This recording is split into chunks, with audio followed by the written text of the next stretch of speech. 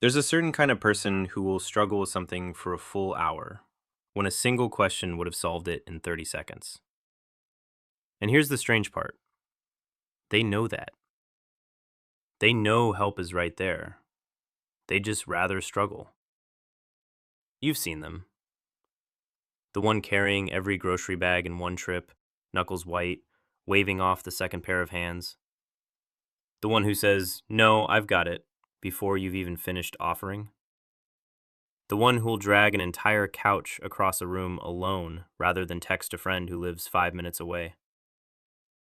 And maybe, if you're honest, that person is you. From the outside, it looks like pride, or stubbornness, or some quiet need to prove something. But it's almost never any of those things. What you're actually looking at is one of the most misunderstood psychological patterns there is.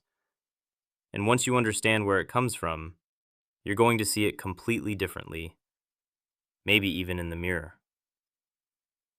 Let's be clear about what this isn't. It isn't arrogance.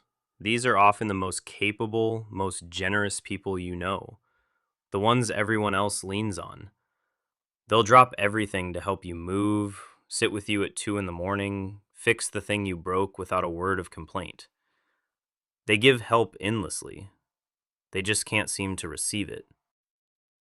The psychiatrist John Bowlby, the man who essentially founded attachment theory, had a name for this. He called it compulsive self-reliance. Not chosen self-reliance, compulsive. A self-sufficiency so deep it isn't really a preference anymore. It's a reflex. And like most reflexes, it was installed a long time ago, for reasons that made complete sense at the time. So let's go back. Picture a kid, maybe 7 or 8 years old. Something's wrong. They're scared, or they need something, or they just need someone to notice. So they do what children are supposed to do. They reach out, and nobody comes. Maybe the parent was working 3 jobs and was simply too exhausted to show up. Maybe the parent was there physically, but treated the child's needs like an inconvenience. A sigh, an eye roll, a not now. Maybe asking for help got the child criticized, or laughed at, or made things worse. Or maybe there was just no one to ask, and the kid figured out their own dinner, their own homework, their own comfort, night after night, because that was simply the arrangement. Now ask yourself, what does that child learn? They learn something quietly devastating. They learn that needing people is dangerous, that reaching out leads to disappointment, and disappointment hurts more than just handling it yourself. So the child does something remarkably smart. They stop reaching.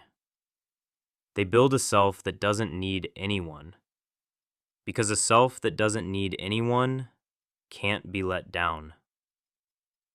Psychologists call this avoidant attachment, a pattern Mary Ainsworth documented in children who, after being met with absence often enough, simply stopped expecting to be met at all. They learned to soothe themselves, alone, and to act like they didn't care.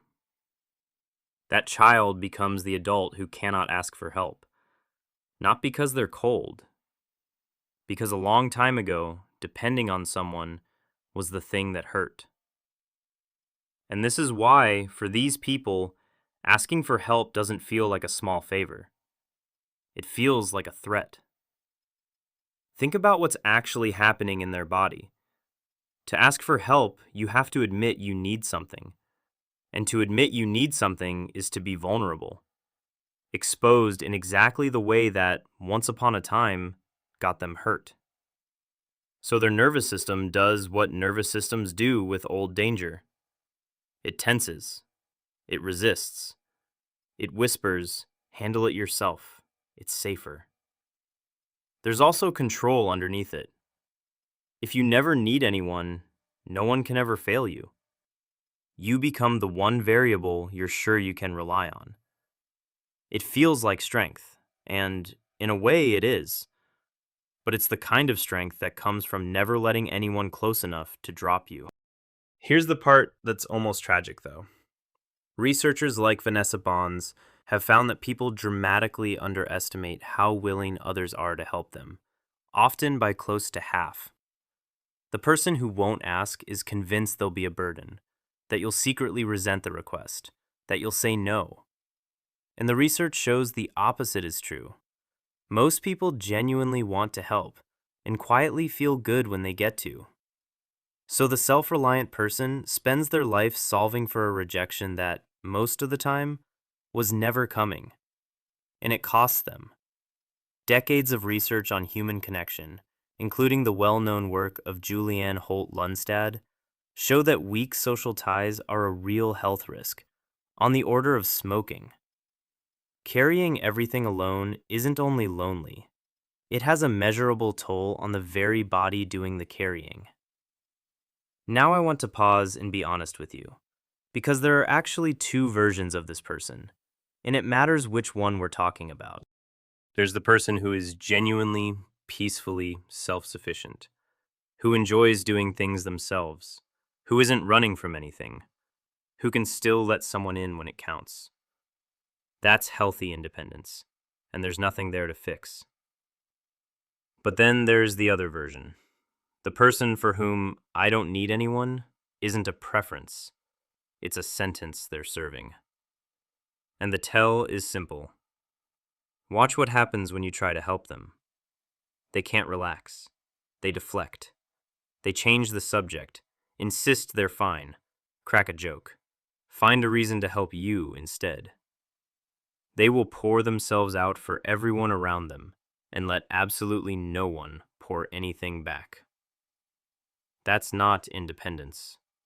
That's a wall with a very convincing coat of paint. And behind it is usually a person who is quietly exhausted from holding everything up alone, and who has never once let themselves find out what it feels like to be held up. And if you watched that and felt something tighten in your chest, if that's you, I want to say this directly. The fact that you can't ask for help is not a character flaw.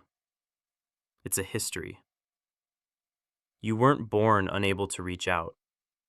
You learned it, and you learned it for good reasons, in a time when it genuinely protected you. But here's what I need you to hear. The thing that kept you safe at 8 is the same thing keeping people at arm's length at 30. The wall worked. It also got lonely in there. Brené Brown spent years studying exactly this, and her finding goes straight to the center of it. Vulnerability is not weakness. It's the precise thing that lets people get close to you. You cannot be truly known by someone you never let see your need. And asking for help, that isn't failure. It's a skill, one you can rebuild the same way you built the wall, one small rep at a time. Let someone carry one bag. Say, actually, yeah, that would help. Let a friend show up for something small before you trust them with something big. The goal was never to need no one. The goal is interdependence, being secure enough to lean and to be leaned on. That isn't weakness. That's the thing the strongest people are quietly best at. Because here's the truth you may have never let yourself believe. You learned, somewhere back there, that your needs made you a burden. But the people who actually love you don't experience your need as a weight. They experience it as trust. Letting them help you isn't taking something from them. It's how you let them love you. So you can put some of it down now. You don't have to carry all of it alone. And honestly, you never really did. If this one landed somewhere real, do me a favor and subscribe. This whole channel is built on these quiet patterns most people never put words to.